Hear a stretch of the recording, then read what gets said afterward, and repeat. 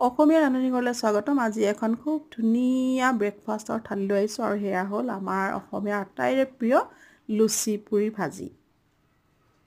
আৰু বহুত দিনৰ মূৰত লুচি পুৰি বনালোঁ আৰু কাৰণ বেছি তেল খোৱাৰ পৰা বিৰত আছোঁ, গতিকে বহু দিনৰ মূৰত আজি লুচি বনালোঁ আৰু সেয়া হ'ল আটাৰ লুচি আৰু এইফালে আলু ভাজি আৰু কণী আমলেট আৰু একাপ চাহ, গাখীৰৰ চাহ। আৰু মই কিন্তু গাখীৰৰ চাহত চেনি দি খাব নোৱাৰোঁ, গতিকে ল'লোঁ একাপ কফি।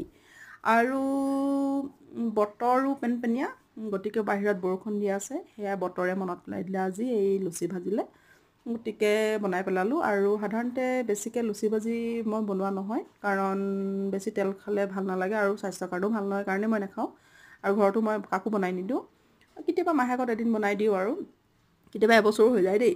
তাৰপাছত আলহী আহিলে কিন্তু মই বনাই দিওঁ, আৰু অন্য চাহ খোৱা আলহী আহিলে মই লুচি ভাজি খুৱাই পঠিয়াওঁ।